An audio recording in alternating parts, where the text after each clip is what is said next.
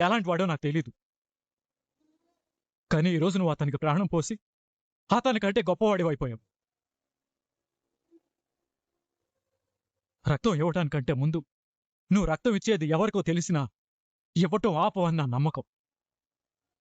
ఈ మాట అబద్ధం అని చెప్పు, నేను ఇక్కడి నుంచి వెళ్ళిపోతాను.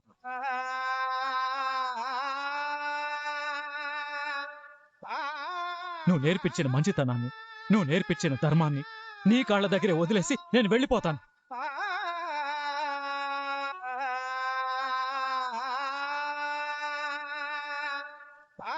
ఈరోజు ఒక ప్రాణాన్ని కాపాడి నువ్వు తప్పు చేసావురా అని చెప్పు తాత. నీ ఆదర్శంలో పెరిగిన నా వ్యక్తిత్వాన్ని నీ ముందే ఉరి తీసి ఇక్కడి నుంచి వెళ్ళిపోతాను.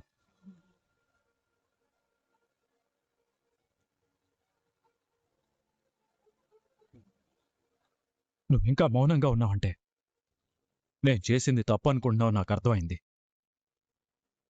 సరే తాత, తప్పు చేసి నీ మనిషికి నీ ముందు నిలబడే అర్హత లేదు. వెళ్ళిపోతున్నాను.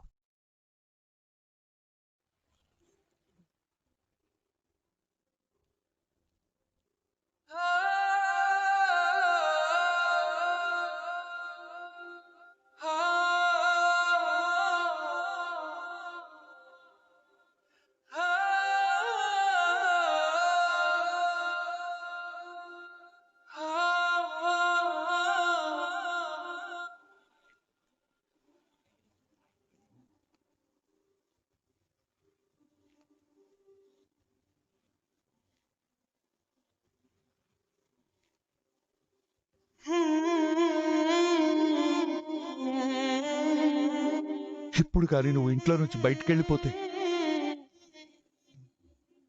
ఇన్నాళ్ళు శివనారాయణ ఆదర్శానికి పాడి కట్టినట్టే.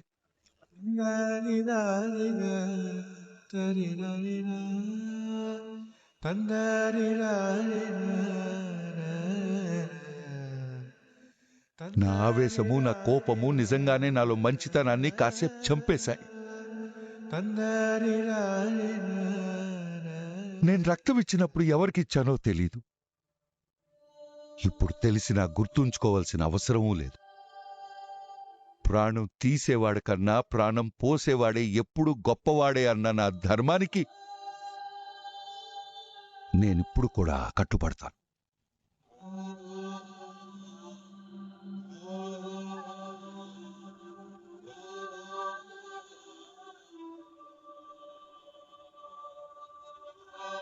నువ్వు నా మనవడిగా నా ధర్మాన్ని పాటించడమే కాదు, నా ధర్మాన్ని కాపాడేవకూడదు.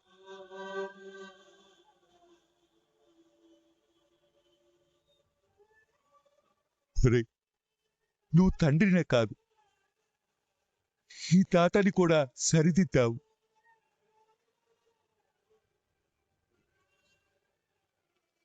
కాంచన, నీ పెంపకాన్ని చూస్తుంటే నాకు చాలా గర్వంగా ఉంది.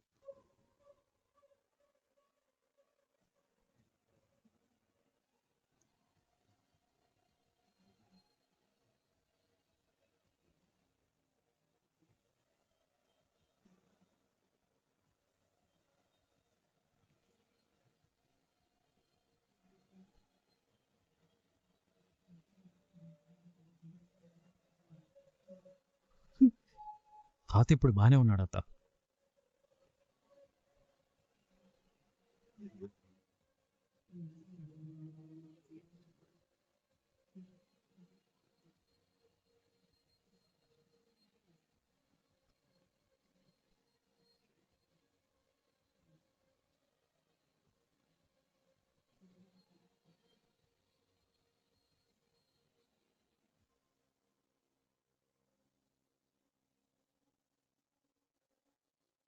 అమ్మ దీపా, జాగ్రత్తమ్మా.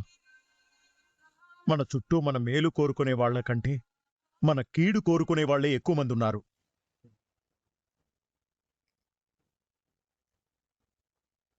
ఎన్ని చెప్పినా వాళ్ళకి బుద్ధి రావడం లేదు.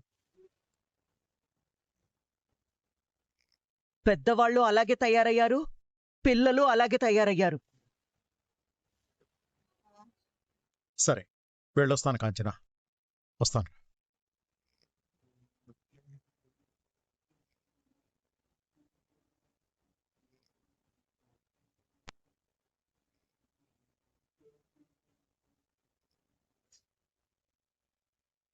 దీపా, మీరు లోపలికెళ్ళండి.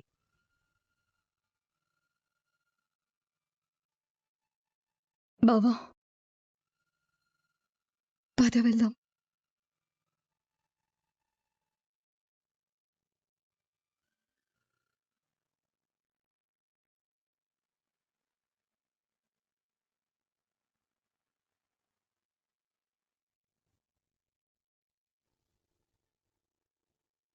అత్తయ్య గారు, నీ గురించే చూస్తున్నాను అల్లుడు. ఫోన్ చేస్తే లిఫ్ట్ చేయవేంటి? సైలెంట్ మూడ్లో ఉంది. ఇప్పుడే చూశాను. స్వప్నకి జ్వరం వచ్చింది. నేను బయటికి వెళ్ళినప్పుడు బానే ఉంది కదా. వచ్చి భోంచేయవే అంటే తలనొప్పిగా ఉందంది. తీరా చూస్తే ఒళ్ళు కాలిపోతోంది. టాబ్లెట్స్ వేశాను. వేణ్ణీళ్లు కాపడం పెడితే కాస్త రిలీఫ్గా ఉంటుందని. ఇటివ్వండి, నేను వెళ్తాను. నువ్వెళ్ళి భోంచేయి అల్లుడు. అయ్యో, నేను తింటానులేండి, ముందు ఇటివ్వండి. కాలుతుందల్లుడు.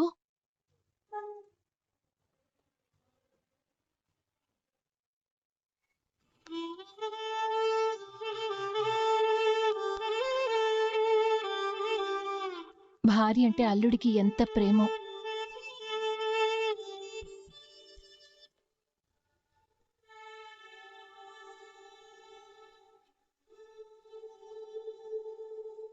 స్వప్న, ఏమైంది? పర్లేదు కాశీ. జాగ్రత్త. లైట్గానే ఉంది. అమ్మ నీతో రాగానే చెప్పాలా?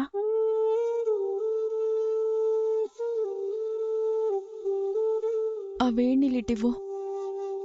కాస్త కాళ్ళకి కాపడం పెడితే రిలాక్స్డ్గా ఉంటుంది. నేను పెడతాను, లాగు. ఓ, వద్దు, నేను చూసుకుంటాను.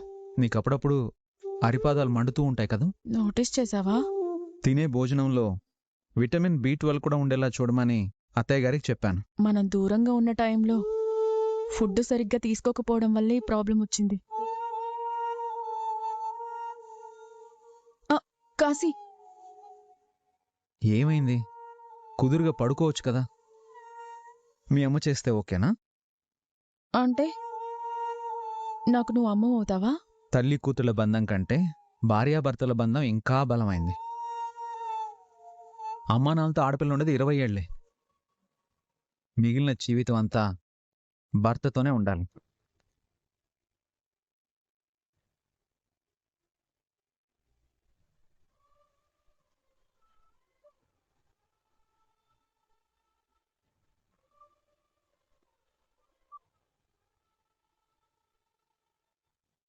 అబ్బా, వేడి ఎక్కువగా ఉందా?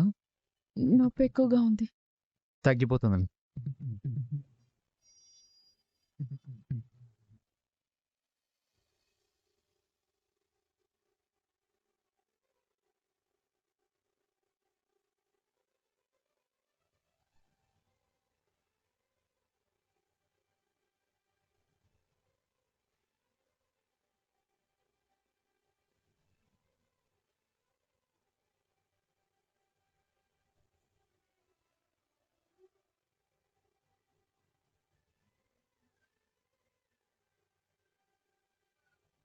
నాకేమనిపిస్తుందో తెలుసా?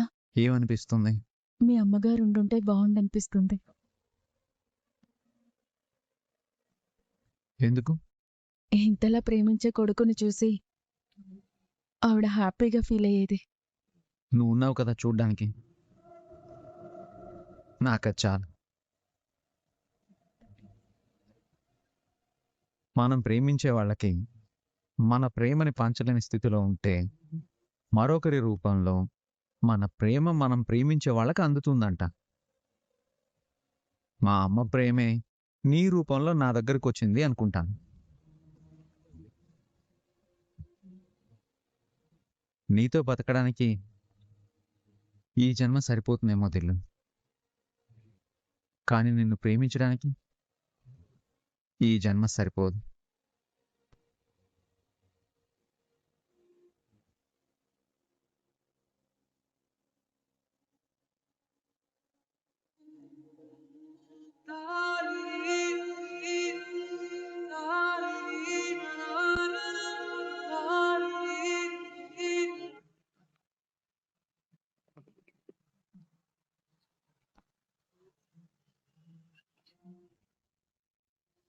ఛీ! నేననుకున్నది జరగలేదు గ్రాని. వాడు మాయలోడే. మాటలతో మీ తాత మనసే మార్చేశాడు. నువ్విప్పుడు చాలా జాగ్రత్తగా ఉండాలి. దేనికి? ఇంత గొడవ జరగడానికి కారణం నువ్వే అని తెలిసింది కాబట్టి నిన్నంత తేలిగ్గా ఎందుకు వదిలిపెడతారు? ఇప్పుడు వాడు ఛాన్స్ తీసుకోవడానికే చూస్తాడు. ఆ ఛాన్స్ బావకి దొరకదు గ్రాని. ఎందుకంటే నా వైపు వేలెత్తి నిందించడానికి ఒక్క కారణం కూడా దొరకదు. ఏమో మళ్ళీ ఏ సమస్య ఇంట్లో అడుగు పెడుతుందో అని నాకు భయంగా ఉందే.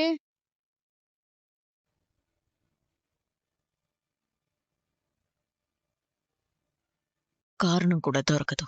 ఏమో మళ్ళీ ఏ సమస్య ఇంట్లో అడుగు పెడుతుందో అని నాకు భయంగా ఉందే.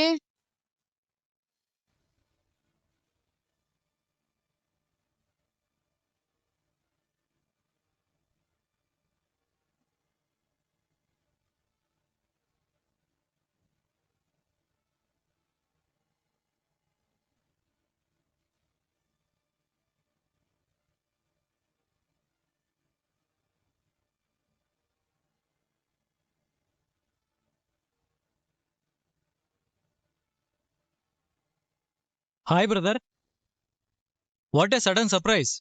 నువ్వేంటి మా తాత ఇంటికి వచ్చావు? నష్టపరిహారం కోసం. అంటే ఆ రోజు ఫుడ్ స్టాల్ దగ్గర. అవును బ్రదర్, ఆ రోజు జరిగిన దానికి నష్టపరిహారం కోసమే వచ్చాను.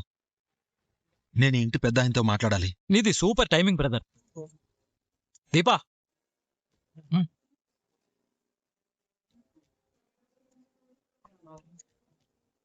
నమస్తే సూరజ్ గారు, మీరిక్కడికి? దీపా, బ్రదర్ని వివరాలు ఏం అడగొద్దు. జరిగేది ఫాలో అయితే బ్రదర్ ఎందుకు వచ్చాడో నీకు క్లారిటీ వస్తుంది. ఇక లేట్ చేయకుండా అసలు కథలోకి వెళ్ళిపోదాం.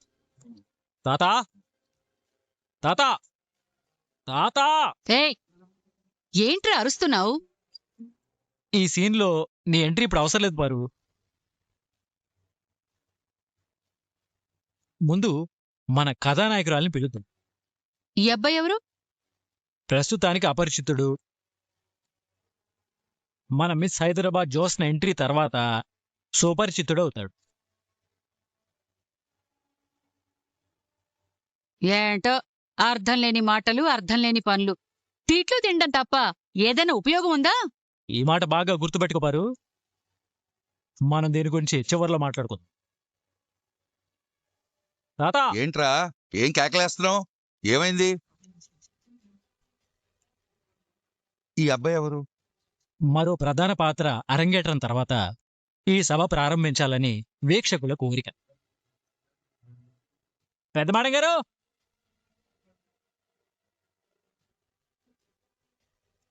ఓసారి తమరి అమూల్యమైన దర్శనాన్ని మాకిప్పించవలసిందిగా హృదయపూర్వకంగా కోరుకుంటున్నాం.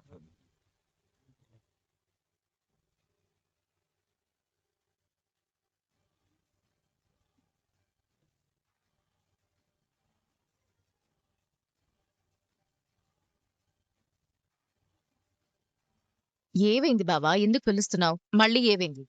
ఓ, నువ్వున్న యాంగిల్కి మేము అడ్డుండటం వల్ల వచ్చిన విఐపి నీకు కనిపించట్లేదనుకుంటా. దీపా, కాస్త పక్కకు తప్పుకో.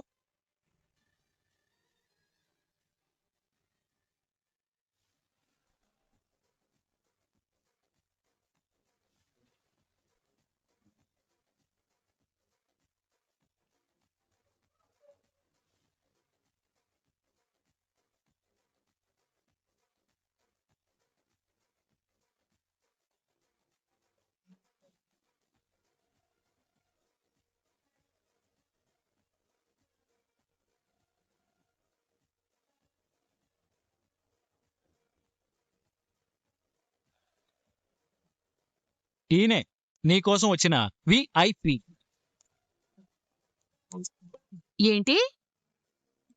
జోస్నా కోసం విఐపి వచ్చాడా? ఏ, నువ్వు షాక్ అయ్యావా? జోస్నా కోసం ఈ ఇంటికొచ్చిన మొట్టమొదటి విఐపి ఇతనే.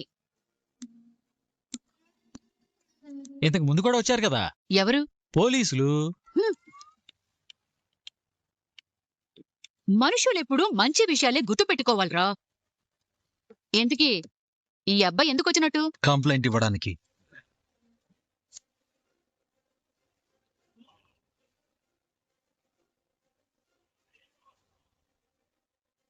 కంప్లైంటా? అవును సార్. మీ మనవరాలు జ్యోత్స్నా గారి వల్ల నాకు నష్టం జరిగింది. నష్టపరిహారం కోసం వచ్చాను. జ్యోత్స్న వల్ల నీకేం నష్టం జరిగింది? మార్కెట్ రోడ్లో ఉన్న సూరజ్ హెల్తీ ఫుడ్స్ నాదే సార్. జ్యోత్స్నా గారు బలవంతంగా ఖాళీ చేయించారు.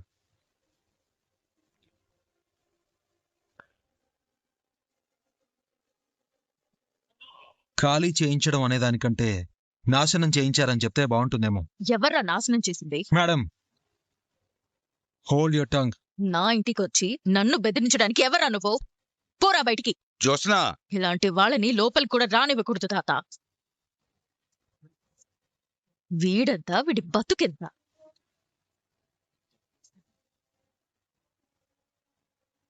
ఆఫ్టర్ ఆల్ రోడ్డు పక్కన జ్యూసులు అమ్ముకునే వీడి స్టేటస్ కి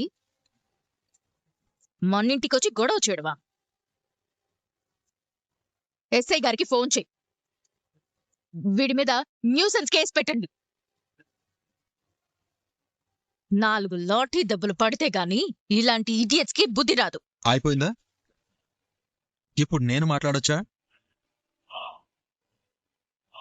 బాబూ, అది నిన్ను తిడుతోంది. నేను తీసుకోవడం లేదు. ఆవిడ అభిప్రాయం ఆవిడ చెప్పారు. తీసుకోవాలా వద్దా అనేది నా అభిప్రాయం. నేనొచ్చిన పని తీసుకోవడం కాదు, ఇవ్వడం. అదే కంప్లైంట్ ఇవ్వడం. వీడేదో తేడాగా ఉన్నాడే.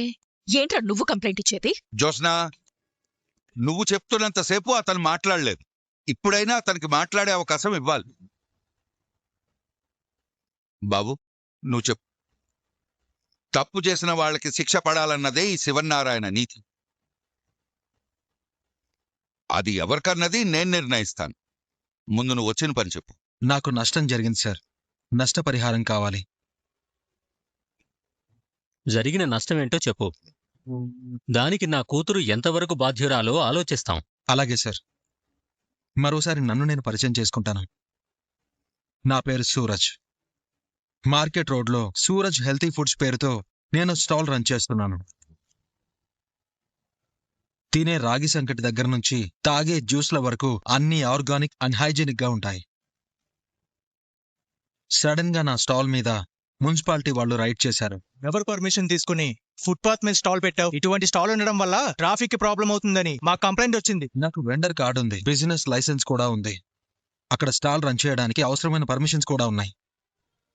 అవన్నీ పక్కన పెట్టి మరీ నా స్టాల్ ని కంప్లీట్ గా డ్యామేజ్ చేశారు.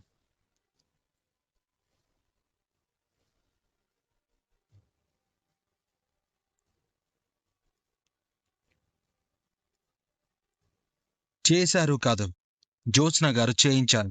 ఆ రోజు వీడి వల్లే ఇంటికి లేటుగా వచ్చాను, తిట్లు తిన్నాను. దాని కౌంటరే ఇది.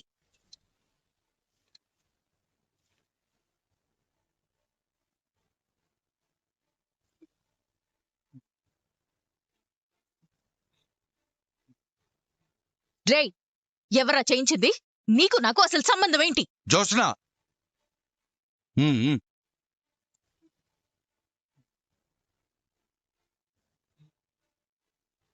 ఫేక్ లైసెన్స్లు పెట్టుకుని ఫుట్పాత్లో ఆక్రమించి ఎక్కడ పడితే అక్కడ స్టాల్స్ పెడితే ఇలాగే ఖాళీ చేయిస్తారు.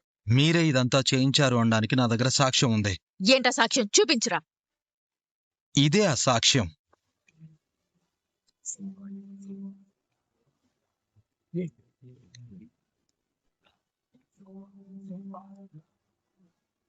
నా కొడుకు సాక్ష్యం ఏంటి? నా స్టాల్ ని మున్సిపాలిటీ వాళ్ళు తీసేస్తున్నప్పుడు కార్తిక్ గారు అక్కడే ఉన్నారు.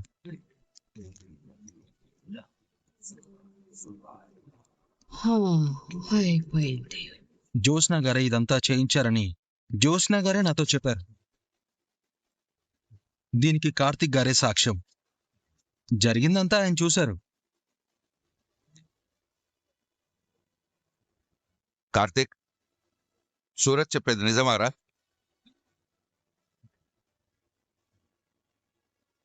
అడిగేది నిన్నేరా. సూరజ్ చెప్పేది నిజమేనా? అవును సార్. సూరజ్ చెప్పేది నిజమే.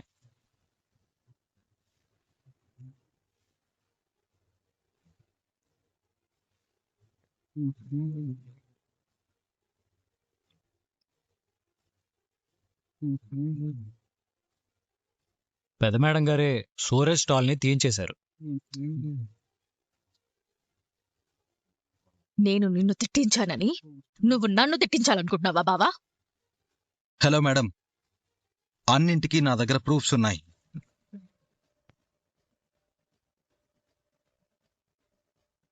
స్టాల్ని కూల్చేయిస్తున్న వీడియోలు తీసి సోషల్ మీడియాలో పోస్ట్ చేశాను.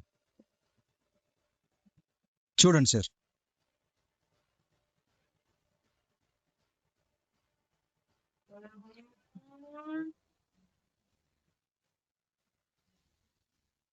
పర్మిషన్ లేకుండా పెట్టుకోవడం తప్పే. నీ దగ్గర ప్రూఫ్స్ ఉంటే నీ షాప్ ని కాపాడుకో. ఇల్లీగల్ గా పెట్టుకుంటే దేవుడు కూడా ఆపలేడు.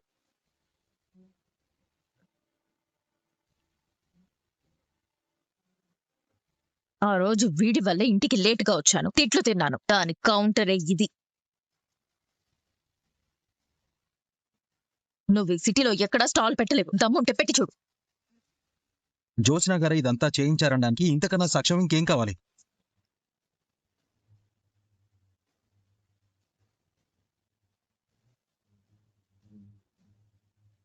పబ్లిక్ లో నేను సంపాదించుకున్న నా పరువు పోయింది. నా స్టాల్ మూతపడింది. నా బిజినెస్ ఆగిపోయింది.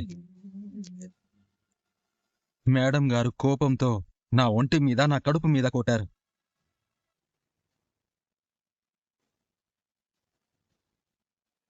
బ్రదర్, ఆ వీడియోస్ కింద కామెంట్స్ చదవండి.